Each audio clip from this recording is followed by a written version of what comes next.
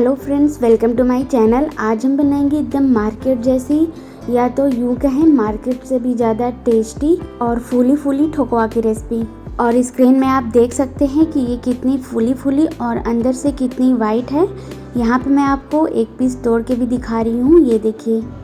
तो ऐसे ही टेस्टी और फूली फूली ठोकवा बनाने के लिए आप वीडियो में लास्ट तक बने रहें कि मैंने इसे किस तरह से बनाया है कि एकदम फूली फूली हुई है और अंदर से बिल्कुल वाइट हुई है। मैंने कितने इंग्रेडिएंट्स में कितनी चीज़ें ऐड की हैं।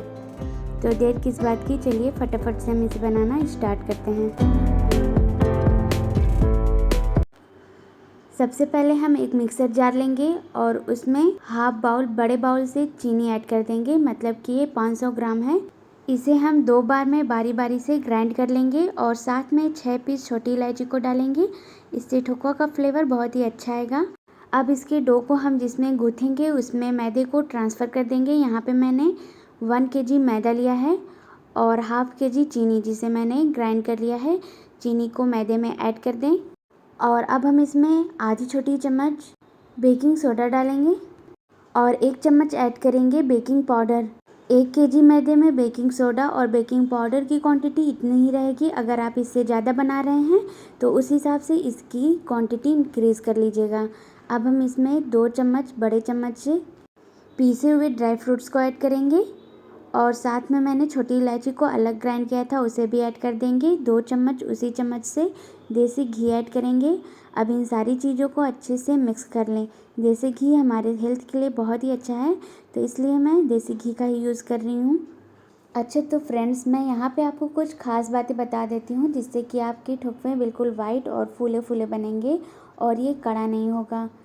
तो यहाँ पे मैंने जो बेकिंग सोडा डाला है उसकी क्वांटिटी आप इतनी ही रखिएगा 1 kg में, नहीं तो अगर आप उसे ज़्यादा कर देंगे तो ठोकवे का अंदर वाला पार्ट वाइट नहीं रहेगा, वो थोड़ा सा डार्क हो जाएगा। और बेकिंग पाउडर 1 kg मैदे में 1 चम्मच ही जाएगा। अगर आप इसे ज़्यादा कर देंगे तो ठोकवे में कड़ापन आ जाएगा और सॉफ्टनेस ख़त्म हो जाएगी।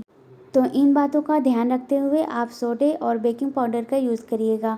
और यूज़ करने के बाद सारी चीज़ें ऐड करके इन सारी चीज़ों को मिक्स करने के बाद हम इसमें मिल्क को ऐड करेंगे। इसे हम मिल्क से ही गूँथेंगे जिससे कि इसका टेस्ट बहुत ही अच्छा आएगा। यहाँ पे मैंने मिल्क को ऐड कर दिया है। अब हम इसे अच्छे से गूँथ लेंगे, जैसे कि नॉर्मली रोटी का डो रहता है उसी तरह से हमें इसका भी डो तैयार कर लेना है। बहुत ज़्यादा टाइट नहीं चाहिए, हमें इसका डो सॉफ्ट ही चाहिए, बल्कि रोटी से भी सॉफ्ट चाहिए, या तो फिर यूँ कहें सेमी सॉलिड सा डो चाहिए हमें इसका। आप स्क्रीन में देख सकते हैं मैंने इसे किस तरह से गूँथा है और कितनी लूज़ रखनी है हमें इसका डो। यहाँ पे मैंने इसे अच्छे से गूँथ लिया है। आप स्क्रीन में देख सकते हैं कितना लूज़ है और कितना नहीं। अब हम इसे 4 से 5 घंटे के लिए ढक कर रख देंगे। ढकने से पहले हम इसके ऊपर घी को अप्लाई कर देंगे, जिससे कि इसके ऊपर जो कड़ी वाली लेयरिंग होगी वो नहीं होगी, ये बिल्कुल अच्छे से सॉफ्ट बनी रहेगी। 4-5 घंटे बाद आप देखेंगे कि मैदे वाला डो बिल्कुल अच्छे से फर्म हो गया है। ये ठोकवा बनाने के लिए बिल्कुल रेडी है। हमारा डो बिल्कुल सॉफ्ट सा हो गया है। तो अब हम इसकी बड़ी साइज़ की लोइयाँ बना लेंगे, ताकि जैसे मार्केट में ठोकवा रहता है उस तरह से ठोकवा बन सके।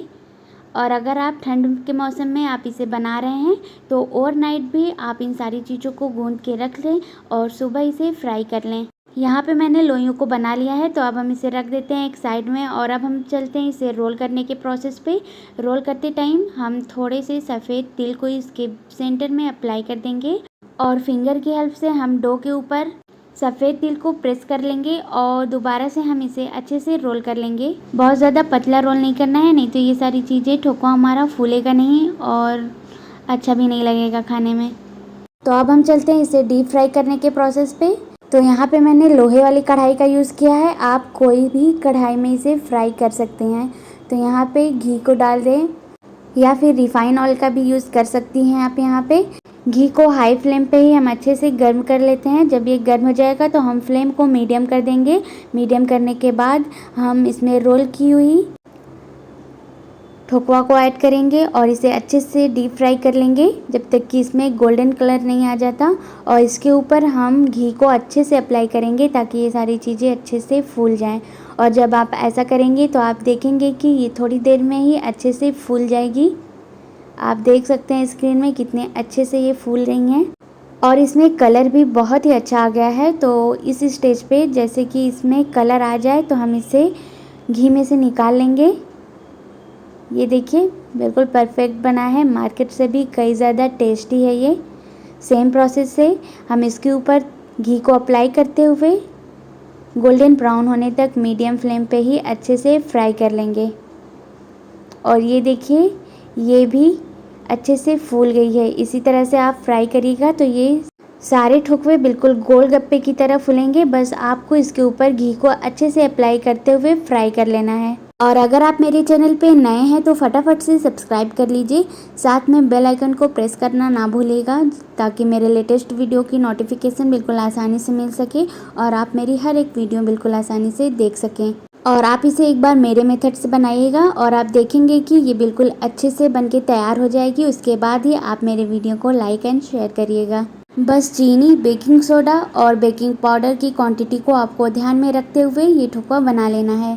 ऐसे ही परफेक्ट मेजरिंग के साथ मैंने अपने चैनल पे मावा का गुलाब जामुन, फूले फूले गोलगप्पे, परफेक्ट गुजिया और चंद्रकला खस्ता की रेसिपी अपने चैनल पे अपलोड की हुई है। तो आप एक बार डिस्क्रिप्शन बॉक्स को चेक कर लीजिएगा, ऐसा ना हो कि आप इन सारी रेसिपी को मिस कर दें। तो इस रेसिपी को भी आप इंजॉय करिए। मिलते हैं नेक्स्ट वीडियो में एक नई रेसिपी के साथ, तब तक के लिए बाय बाय।